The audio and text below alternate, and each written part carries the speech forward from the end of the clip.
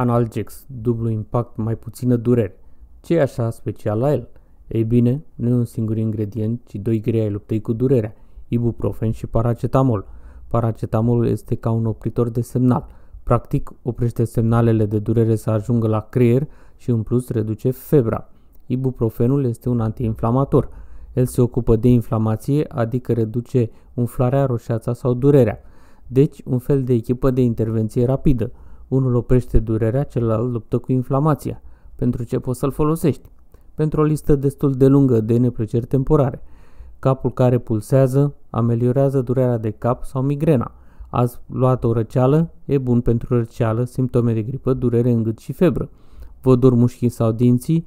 Vă ajută cu durerea musculară sau dentară. Alte dureri? Da, inclusiv dureri menstruale sau de spate. Acum, partea cu adevărat importantă, siguranța. Pentru adulți, doza uzuală este de 1 sau 2 comprimate la fiecare 6 ore, dar nu luați mai mult de 6 comprimate în 24 de ore.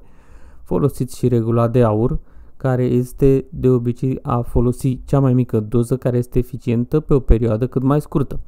După 3 zile, dacă nu vă simțiți mai bine, contactați medicul sau farmacistul. E simplu, 3 zile de încercat, apoi o părere medicală. O mențiune foarte importantă. Nu combinați Analgex cu alte medicamente care conțin paracetamol sau ibuprofen. Nu e nevoie de o doză dublă. Combinația asta este deja puternică.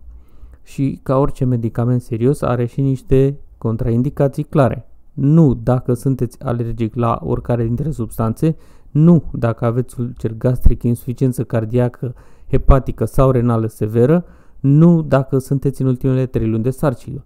Și încă ceva. Nu consumați alcool etilic în timpul tratamentului, deoarece afectează ficatul. Dacă aceste informații v-au fost de folos, abonați-vă la canalul nostru. Vor urma și alte episoade. Vă mulțumim frumos!